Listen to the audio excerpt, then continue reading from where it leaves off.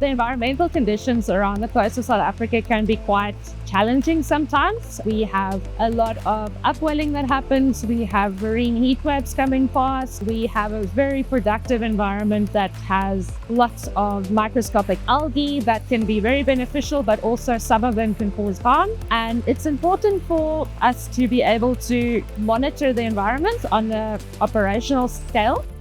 A farm like Abalone has got a standing stock of about 650 tons of abalone in farm. That's 5,000 tanks, about 40,000 baskets, probably about 15 million animals.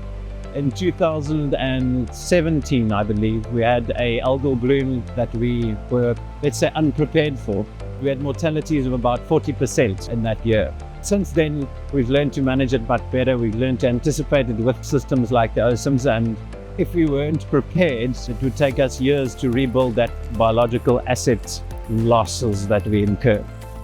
So the satellite data that we provide to the aquaculture farms comes from polar orbiting Earth observation environmental satellite.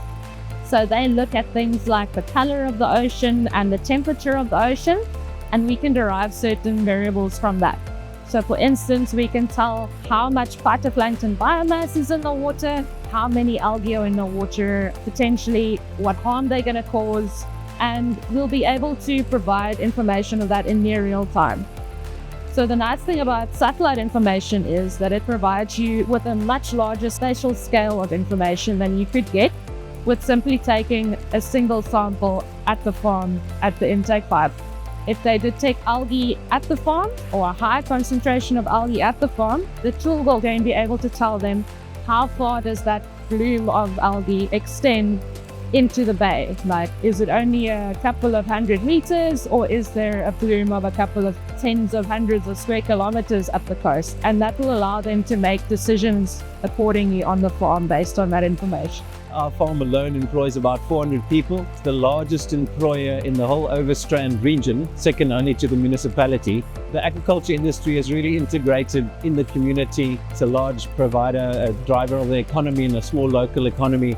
And in the larger context, a lot of the jobs that were dependent on the fisheries in the ocean have transferred to the aquaculture sector. So the government's very supportive of the sector through Project Phakisa and such, to make sure that jobs that the industry creates is sustainable. And one of those tools that keeps us sustainable is a CSIR tool that manages our algal blooms for us.